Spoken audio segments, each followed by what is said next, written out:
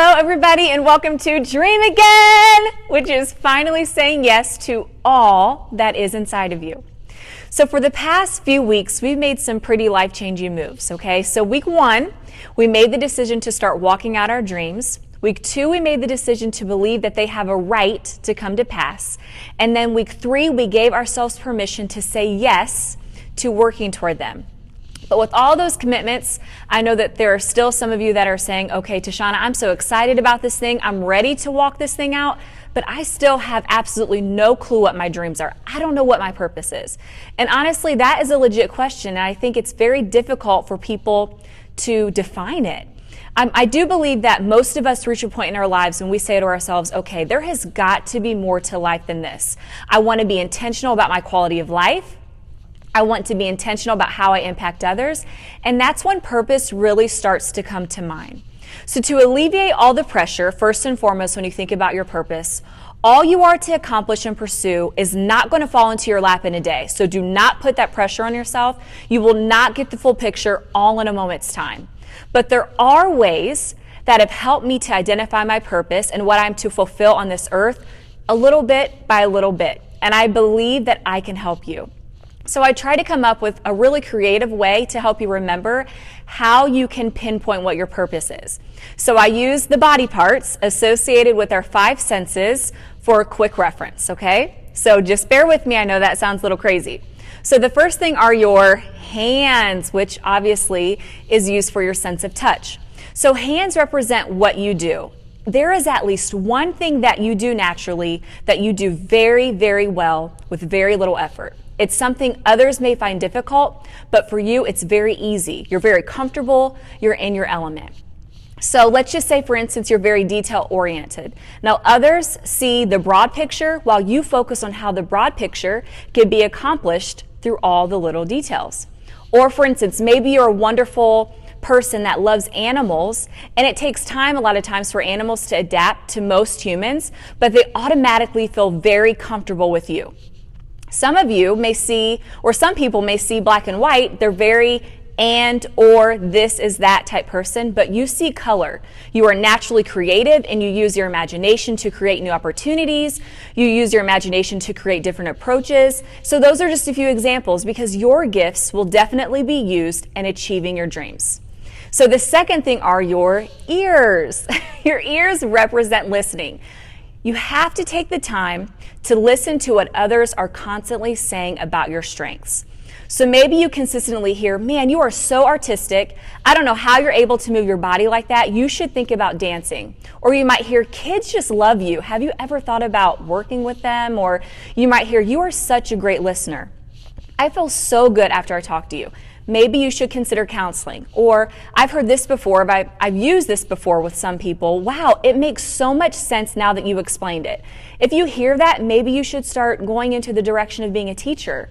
So these things that people say are strength indicators that can point you in the right direction.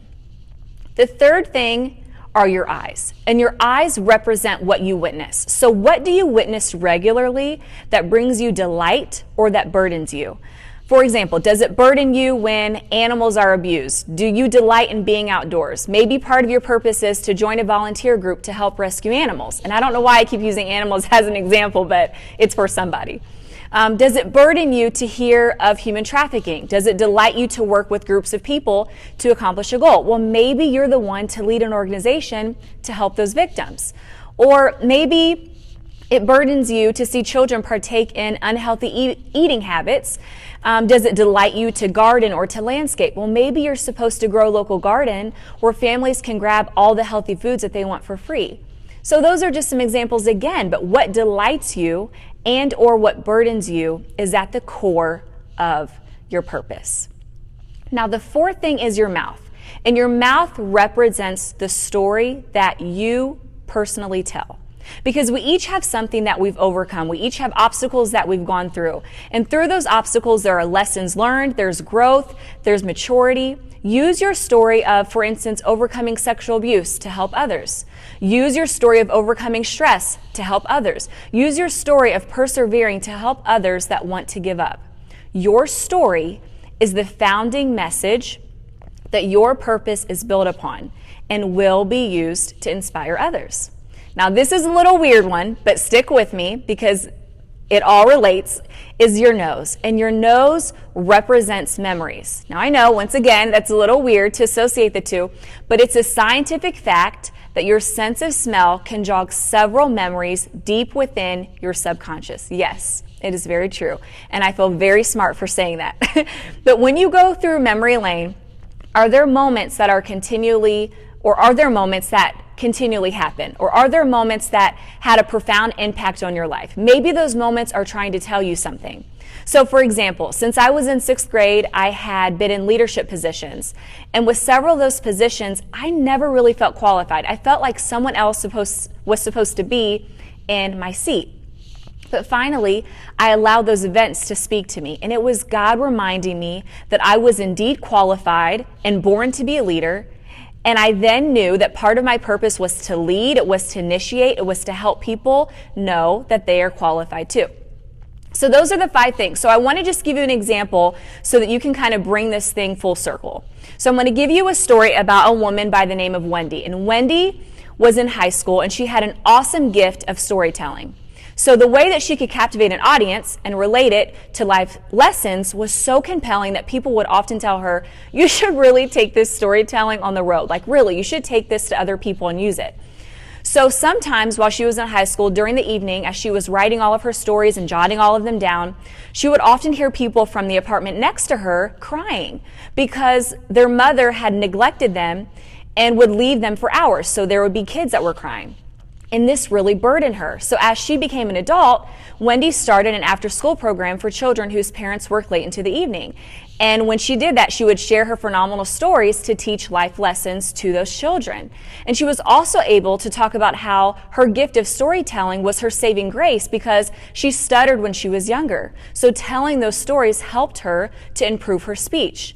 And that inspired those children to overcome whatever it was that they needed to overcome too. So you see how just with that story of Wendy, how everything works together in that way. So I'm just hoping that this has really helped to steer you in the right direction. If there's an opportunity presented that encompasses one of those 5 things, build up the courage to just take that opportunity. Create time to think about those 5 areas. Write them down. Chat it over with someone else that's your friend, and I promise you it will direct you to where you are supposed to be. Hopefully, this will help you to begin to walk in your purpose. I'll see you guys next week. Bye.